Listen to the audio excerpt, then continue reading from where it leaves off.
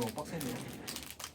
그래서 이제 그 주식을 할 때 지금 이제 기본적인 개념을 지금 쭉 해가지고 1번서부터 7번까지 쭉 나가고 있는데 이제 한 56번 정도까지 해서 나온 것 같고, 그래서 이번에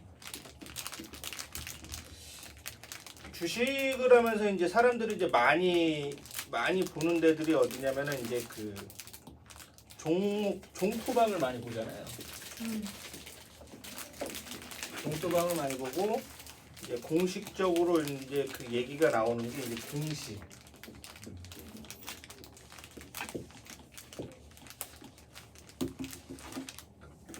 그거 어디죠? 그 저기 그 리튬 호수를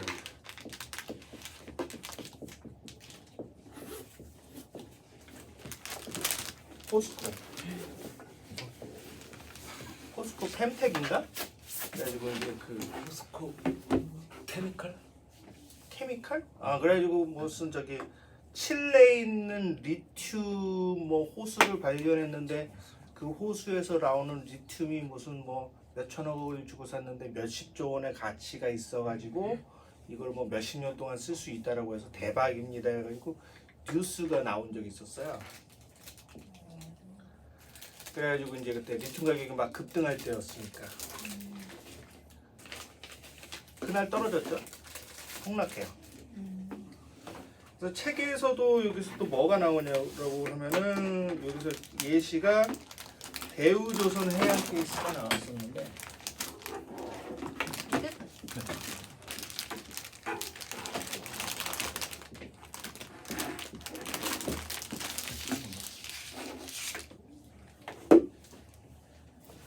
이 책에서 나온 게 조선사인 대우조선 해양이 최대 주주가 산업은행이었는데 정부 소유의 기업을 이제 정상화돼서 매각을 한다라고 해서 2018년도 때 이제 대우조선이 이제 매각이 된다. 산업은행이 갖고 있다가 이제 민간 그 매각을 해서 다른 업체에다 판다. 그럼 매각을 하게 되면은 이제 좀 시총을 그 시총을 기준으로 매각을 하는데 좀 매각 프리미엄 때문에 좀 비싸게 주고 사거든요. 그래가지고 이제 매각을 한다라고 했었는데 매각 발표하고 뉴스 확정 재료 소진한 다음에 주가가 쭉 빠졌어요. 그러니까 많은 실수를 하는 부분 중에서 뭐가 있냐면은 이런 무슨 호재를 알았어. 호재를 알았는데 그 호재가 될 것인가 안 될 것인가가 이제 예측에서 이제 사실 이제 게시판이나 이런 데서 많이 싸워요. 이 소식은 진짜다. 아니면은 이 소식은 이번에 저기 빗썸이 매각이 된다라는 뉴스가 있었거든요. 그런데 이제 한쪽에서는 이거 매각 헛소문이다. 왜? 이거 매각 여러 번 이제 했었고 이 사장이 저기 그 뭐 지금 검찰청에서 막 실형 확정 막 조사받고 있는데 이거에 대해서 인수가 안 될 것이다. 그래가지고 떨어지고 그 다음날 지금 인수 지금 얘기하고 있다. 그럼 또 급등하고. 그런데 이제 말씀드렸듯이 개미들이 계속 좋아하는 것은 급등락하는 것을 좋아하시는 분들이 있거든요. 그런데 그러면서 이제 처음 하시는 분들이 궁금한 게 그래서 만약에 인수 확정이 났으면은 이제 좋은 거 아니에요. 이제 인수가 확정이 됐으니까 이제 그 상태로 이제 어떤 회사가 좋아지게 되고 돈을 벌게 되고 그래서 올라가게 되지 않느냐. 근데 급락을 하는 경우가 있더라. 확정이 됐는데 호재의 뉴스가 있었는데 그 뉴스가 확정이 됐는데 확정이 된 거쓰니까 이제서부터 올라가겠거나라고 생각을 초보분들은 많이 하시는데 실전 투자에서는 소문에 사서 뉴스에 팔아라. 확정이 된다 안 된다에 대해서 일단 기대치라든지 그런 부분이 올라가게 되죠. 근데 적정한 가치보다 많이 올라가는 경우들이 있더라. 그래서 이게 확정이 되면은 이 기대치가 빠지는 효과가 당일날 발생을 하더라. 그래서 투자자분들이 뉴스를 보고 들어가시면은 늦는다. 그런데 이거를 오래 하신 분들은 상식인 거야. 소문에 사서 뉴스에 팔아라라는 상식이 있어. 그래서 뉴스에 나왔으면은 세상 모든 사람이 다 아는 정보니까 더 이상 가치 있는 뉴스가 아닌데, 주린이 입장에서는 왜 떨어지지? 좋은 뉴스가 확정이 됐는데 왜 떨어질까? 이거에 대해서 주린이가 가장 알고 싶은 최다 질문 77가지 안에서 들어가 있는 이유입니다. 그래서 가장 루머를 많이 알 수 있는 데가, 그래서 루머로만 투자를 하시는 분들이 계세요. 그래서 이분들은 이제 그 종토방, 네이버 종토방이 제일 많죠.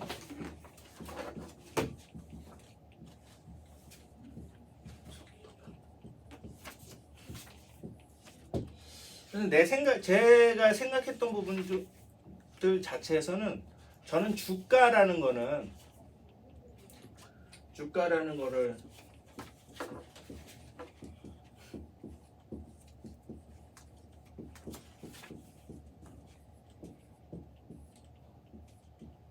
주식은 PER 곱하기 EPS라고 지난 시간에 했던 거 기억나시죠? 예전에요. 예전에 했었죠. 지난 시간에도 했었어요. 아, 예. 그래서 주당 순이익이잖아요.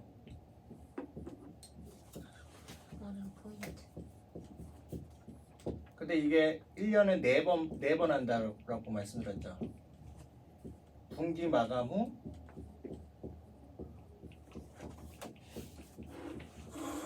(45일)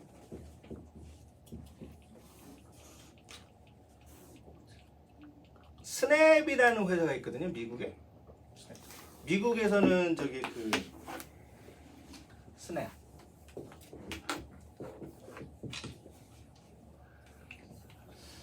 미국에서는 30% 제한 규정이 없어요.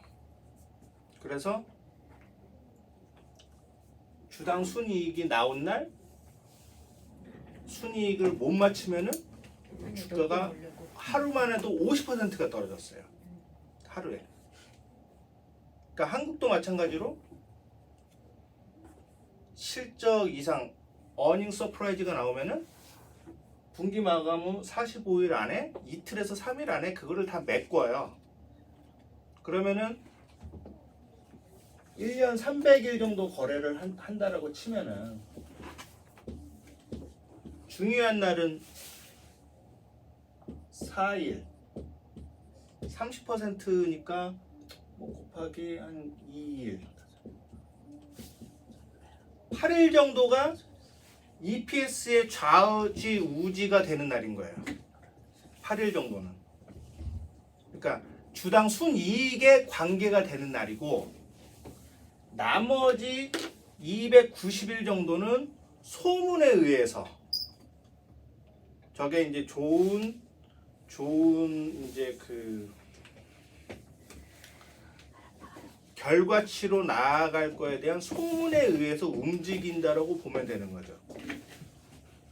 그래서 저는 그거를 좀 나눠서 봐야 된다고 생각이 들었던 게, 예전에는 안 이랬어요. 예전에는 만약에 이런 게 있었죠. 삼성전자가 이번 달에 어닝 서프라이즈로 해서 매출이 많이 나올 것 같아. LG전자가 뭐 이번에 사상 최대의 순이익을 거뒀대요. 그러면 쭉 올라가야 되잖아. 순이익을 거뒀으니까. 근데 쭉 떨어져. 그리고 이번에 뭐 스냅 같은 경우에서도 뭐 이런 케이스죠. 뭐냐면은 뭐 만약에 100억을 벌었을 것 같은데 90억밖에 못 벌었습니다. 근데 가입자 수가 늘어날 줄 알았는데 가입자 수가 그대로입니다. 그러면은 뭐 한 10% 정도 떨어지면 좀 정상적이었었는데 요즘 반토막이 나버려요. 왜요? 그러니까 왜 요즘은 반토막이 나느냐라고 얘기를 했었을 때, 회사의 가치는 그대로 있는 거예요. 삼성전자의 주식의 가치는 그대로 있는 거예요. 잘 팔려. 회사가 위험하지도 않아. 뭔 문제가 되지도 않아. 그런데 그 삼성전자에 대한 가치가 EPS, 주당 순이익으로 평가를 받는 날은 8일이고 나머지 290일은 이제 경기가 안 좋아지더라. 이게 한 100일 정도 영향을 끼치고 거시경제에 대해서 삼성전자가 좋든 안 좋든 지금 상관이 없어. 삼성전자가 그러면은 주가가 확 떨어졌어요. 무슨 삼성전자가 망할 위기가 있냐? 그렇지도 않아. 옛날에 무슨 케이스가 있었냐면은 무슨 삼성바이오로직스 무슨 분식회계 해가지고 뭐 회사가 망하니 어쩌냐면 회사의 자체 문제였었는데 뭐 이재용 회장이 뭐 감옥에 가니 안 가니 그러면은 뭐 회장 자체의 문제였었는데 요 근래 들어서의 삼성전자의 움직임을 보면은 회사는 그대로인데 EPS 주당 순이익을 얻을 수 있는 환경은 그대로인데 그리고 삼성전자도 회사가 이상이 없죠. 제품도 이상이 없죠. 근데 주가는 계속 떨어져. 그러면 주린이 입장에서 보면은 삼성전자라는 회사 자체는 계속 그대로 있는데 왜 주가가 떨어집니까라고 해서 궁금해할 수가 있죠. 왜? 그 사람들이 배우는 것은 주가는 주당 순이익과의 비례관계라고 배우는 경우들이 많거든요. 회사가 돈을 많이 벌면 주가도 성장을 해야 된다라고 교과서에서 나오잖아요. 근데 지금 삼성전자 같은 케이스가 그래요. 계속 역대 최대 매출을 가고 있어요. 주가는 반대적으로 계속 떨어져요. 그러면 주린이 입장에서는 궁금할 수가 있잖아요. 왜? 호재가 지속되는데 주가가 떨어집니까? 근데 여기서 나온 얘기가 뭐냐면은 자 소문에서도 주가가 영향을 받는다. 8일을 뺀 나머지 290일 동안의 기간 안에는 그러면은 난 이 회사를 믿는데요. 다음 달 분기, 다다음 달 분기에 매출이 좋아질 것 같아요. 계속 좋아질 것 같아요. 그러면은 280일 동안에 주식창을 보지 말아야겠죠. 왜냐면은 2, 3일 동안에 이 회사가 정말 괜찮은 회사면은 그게 맞춰서 올라간다니까요. 그 케이스가 이번에 터진 게 스냅챗이라든지 이번에 어저께 터진 아마존 케이스라든지 애플 케이스에서 극단적으로 나타났어요. 이렇게까지 극단적으로는 잘 안 나타나. 한 10년에 한 번 정도 발생해요. 이렇게 극단적으로 막 아마존 같은 경우가 거의 세계에서 한 3위, 4위 정도 되는 기업이죠. 그런데 하루에 주가가 10%씩 뜬 거예요. 이틀 동안에 거의 한 15%, 20% 정도 떴어요. 왜? 떴냐면은 스냅을 보니까 온라인 광고 시장이라든지 온라인 매출이 잘 안 나올 것 같은데 막상 매출액을 까보니까 별로 안 떨어졌더라. 그런데 별로 안 떨어졌다라고 했는데 그 큰 기업이 10%, 20%씩 뜨는 것 자체가 이상하고 10년 동안에 잘 안 발생하는 케이스여서 이번이 케이스 스터디를 하기에 참 좋은 기간이다. 왜냐면 1%, 2% 정도 오르락 내리락 하면은 딱히 그 이유가 아니어도 뭐 그냥 그런가 보다 하고 넘어가는 경우들이 많거든요. 그런데 이렇게 하루 만에 반토막이 나고 스냅챗도 굉장히 큰 기업이죠. 아마존 같은 큰 기업이 10%, 20% 정도 올라가고 그래서 제가 말씀드리는 주장은 EPS에 타겟팅을 해서 주식 투자를 하는 경우의 분들은 8일 정도만 신경을 쓰고 나머지는 주식창을 안 보는 게 건강상에 해롭다. 왜? 해롭다고 하는데요? 해롭다. 건강상에 해롭죠. 왜냐면은 이 회사가 아마존 같은 케이스를 볼게요. 아마존 케이스가 이 회사가 잘 될 것 같아. 내가 아마존 소비자야. 내 주변에 아마존을 쓰시는 분들한테 물어봤더니 아마존은 많이 써. 이 회사는 괜찮은 것 같아. 근데 실적 발표 전날까지 계속 떨어지거든. 계속 떨어져요. 아마존 주가 차트를 보시면. 그다음에 실적 발표가 나오고 나서 쭉 올라가. 그럼 이때 쭉 내려가게 되면은 그런 고민하지 않겠습니까? 뭔 일 있나? 아마존은? 내가 아마존을 써봤는데 서비스에 대한 이상을 못 느껴요. 괜찮아. 뭐 마켓에서 거래되는 걸 봐도 이렇게 장사 잘하고 있는 것 같아. 근데 주가는 계속 떨어져. 아마존이 무슨 사고 쳤나? 그러면 안 좋은 얘기들을 듣다가 에이 아마존한테 뭔 일 있나 보다 이번에 순이익이 별로 안 좋나 보다라고 해서 팔았어요. 근데 깜짝이야. 미안해. 왜 갑자기 혼자 아무것도 안 하고. 근데 실적 발표가 된 날 이틀 전이었었거든요. 주가가 쫙 뜨더라고. 애플도 쫙 뜨더라고. 그러면은 주식을 하는 데 있어서 8일간의 기간이 중요할까요? 아니면 소문의 거시경제로 돌아가는 100일간의 그런 큰 흐름. 그래서 요즘 저도 이번에 7월 22일 날 저기 7월 FMC가 있던 날 밤을 새 가지고 저기 FMC 그 연준 의사료 그거 기자회견을 봤어요. 왜? 저는 FMC가 중요하다고 생각을 하는 사람이니까. 근데 그때 라이브로 그러니까 그 번역해주는 유튜브가 있거든요. 10만 명, 20만 명 들어가지고 그걸 청취를 하더라고요. 한국 사람들이. 그걸 중요시하는 분들이 계시고 나머지 한 150일은 종토방에 가가지고 소문만 계속 쫓아다니시는 분들이 계시고 우리가 이제 그 기간을 나눠서 생각을 해야 되는 거예요. 기간을 내가 무슨 주식을 갖고 있다. 삼성전자를 갖고 있다. 첫 번째로는 삼성전자의 순이익 발표일이 언젠지는 알고 있어야 되죠. 주주로서.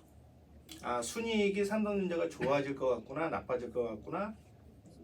가장 크게 영향을 받는 게 한 8일 정도. 그다음에 100일 정도는 FMC를 들으면서 거시경제적인 돈의 흐름이 늘어나겠구나 줄어들겠구나 그거를 확인하는 기간이 100일 정도. 나머지에서는 이재용이 사면이 된대더라 안 된대더라. 이재용이 사면을 하면은 삼성전자 주가가 오르겠죠. 근데 나는 잘 모를 거 아니에요. 왜냐면은 이재용이 사면 될 것 같습니다라고 해서 공시는 안 띄울 테니까. GOS 이슈가 터졌습니다라는 공시는 안 띄울 테니까. 어디서 삼성 갤럭시 핸드폰이 이렇게 안 좋은 평이 나왔습니다를 공시로는 안 띄우게 되니까. 그래서 이제 그 세 가지를 분리해서 주식 투자에 임하면은 흔들리지가 않는다. 왜? 주린이들이 가장 많이 물어보는 게 8일이 아닌 기간에 거시경제 환경에서 삼성전자의 갤럭시 폰이 잘 팔리고 잘 된다는데 왜 내 주식이 떨어져요? 라고 해서 질문을 하더라. 그래서 제가 말씀드리는 거는 그거는 회사가 좋은 데 대해서 영향을 끼치는 거는 이 8일 동안에 다 반영이 돼가지고 주가가 순이익에 비해서 너무 저평가가 돼 있으면은 이 8일 동안 쭉 올려가지고 마치기도 하고 아니면은 순이익을 발표를 했는데 생각보다 안 나왔으면은 이 8일 동안에 쭉 내려가지고 마치기도 하니까 그때 집중을 하는 거고 지금은 거시 경제를 봐야 될 때입니다. 왜? 예전에는 어떤 현상이 있었었냐면은 예전에는 100이라는 목표 지점이 있으면요 2씩 50일이 올라갔다라고 치면요 2점씩 50일이 올라 한 달 반 동안 쭉 올라갔어요. 그게 맞춰서. 근데 요즘에서는 50이라는 격차를 가지고 이틀 만에 급등락을 하더라. 그럼 왜 지금은 급등락을 하냐면은 유동성이 많을 때는 이런 현상이 벌어져요. 유동성이. 그러니까 대형주는 천천히 올라가는 게 정상이에요. 왜? 크니까 등치가. 그런데 작년 케이스였었죠? LG전자가 상한가를 기록해.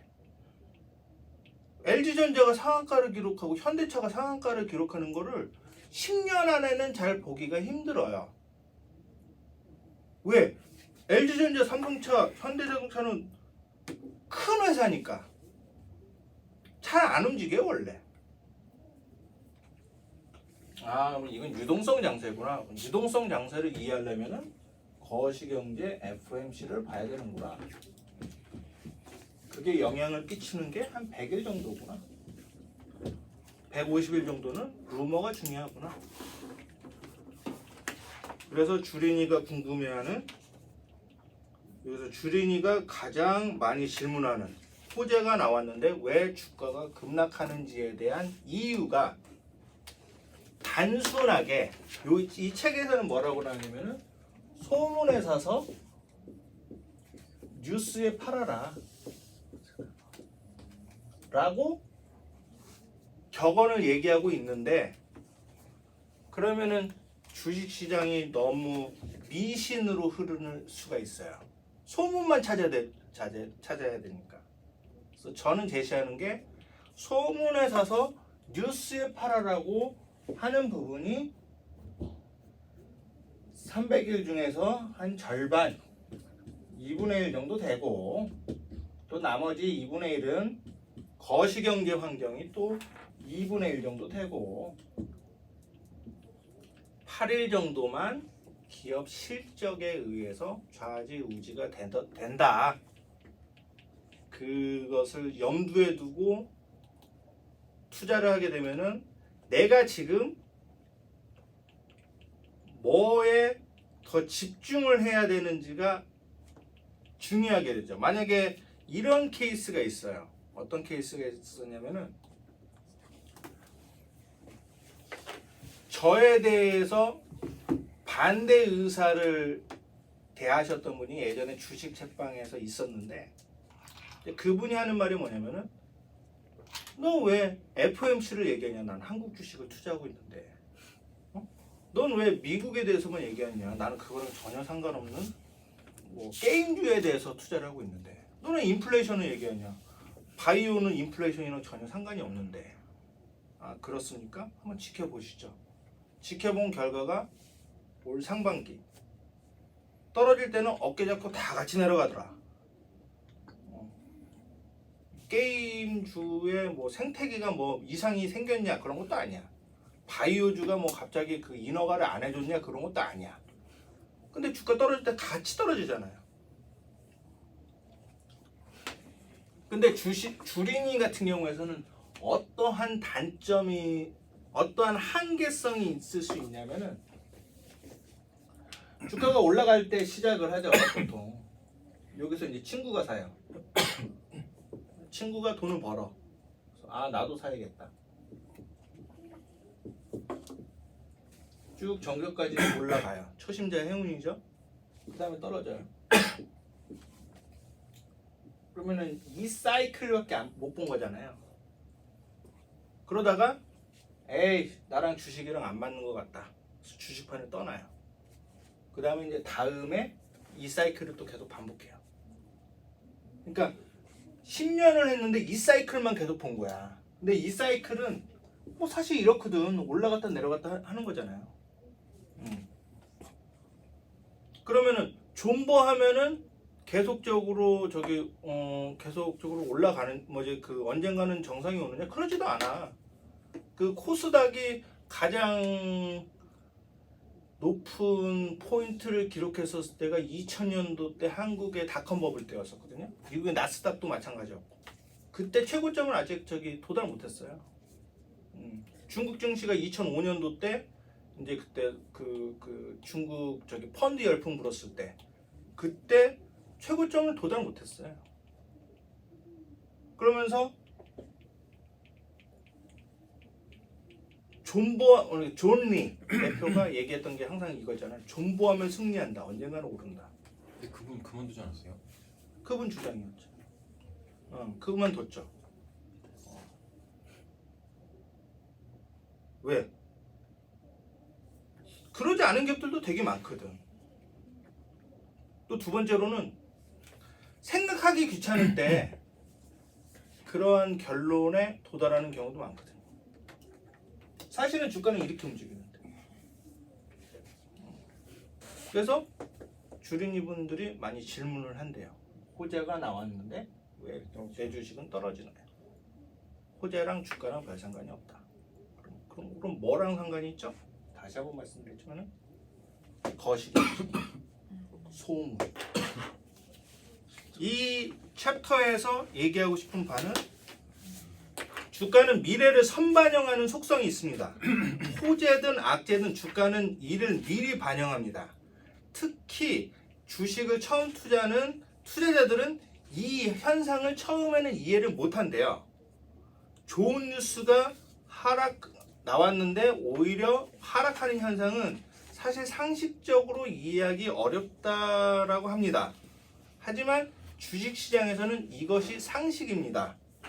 확정된 미래는 더 이상의 미래가 아닙니다라는 말을 주식 투자를 하면서 계속 상기해야 됩니다. 그래서 그러면 소문만 쫓아다녀야 되냐? 라는 결론에서 나오게 돼요. 어떻게 돼요? 어떻게 되는 거예요? 소문만 쫓아다녀야 되냐? 헛소문 괜찮아요. 그래가지고 그러면은 주식 투자 어떻게 되십니까? 그러면 저는 아무것도 안 믿습니다. 그러면 뭘 믿으세요? 그러면 저는 소문만 쫓아다녀요. 그러면 무슨 소문을 믿으세요? 그러면 누가 알려주는 게 있대요. 그러면서 사기를 당하는 거거든요. 네. 그러면은 뭐 EPS라든지 이런 거에 대해서는 상관없냐? 상관이 있어. 8일 정도나. 그럼 뭐 봐야 되냐? 저는 주장하는 게 그러면 우리가 봐야 될 게 거시경제를 봐야 됩니다. FOMC가 뭔지 알아야 되겠죠. 금리가 뭔지 알아야 되겠죠. 환율이 뭔지 알아야 되겠죠. 그런데 귀찮아, 어려워. 왜냐면 이거는 경제학이거든. 아무 데서도 얘기를 안 해줘요. 그래서 사람들이 방법을 못 찾을 거 아니에요? 소문은 내가 아는 소문은 세상 모든 사람이 아는 소문이니까 또 의미가 없는 소문이고 주당 이익도 뭐 8일밖에 영향을 안 끼친다고 이거는 또 경제학이니까 너무 어렵고 그러니까 그때 사람들이 그림에 빠지게 돼요. 그림 감각적인 그래서 도지 테러 그래서 차티스트의 길로 빠지게 되는 경우들이 많이 있죠. 그러면서 내가 모르는 이론에 대해서 붙이는 두 가지 마법의 키워드가 있어요. 한 가지는 선반영. 다 끌어와서 그냥 선반영이 됐습니다. 주가는 선반영이 되는 겁니다. 사실에 대해서. 뭘 선반영이 됐죠? 그러니까 일단 선반영이 됐어. 그럼 넘어가게 돼요. 두 번째로는 세력. 세력 형님들이 도와주셔야 내 주식이 뜹니다. 그럼 세력 형님이 도대체 누구를 얘기하는 거예요? 그 세력 형님들은 저기 눈에 잘 보이지 않습니다. 그럼 세력 형님들을 찾으려면은 어떻게 해야 됩니까? 그림을 보고 찾아야 됩니다. 그리고 그 논리가 어디서 나오냐면은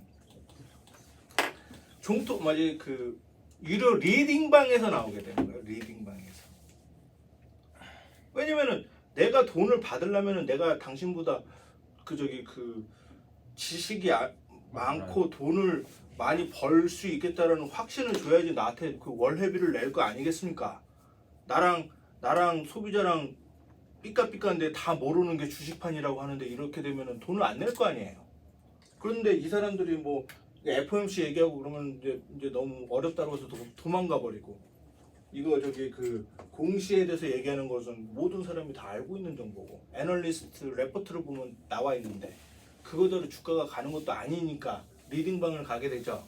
리딩방에서는 얘기를 하는 게 세력이랑 선반영이랑 그 모든 기록들이 차트에 나와 있습니다. 그래서 차트 매매를 주로 강권을 해서 본인이 그 차트 매매해가지고 돈을 투자하면 상관이 없어. 그런데 당신은 이 정보를 모르고 나는 이 정보를 아니까 나한테 월회비를 내고 나의 리딩방으로 들어오세요. 그럼 나 차트를 보고, 왜냐면 내가 잘 맞는 패턴이 있었으니까 그걸 해가지고 단타 종목을 드릴게요. 이렇게 얘기를 하는 분들이 많으신데, 이게 맞냐 안 맞냐에 대한 얘기는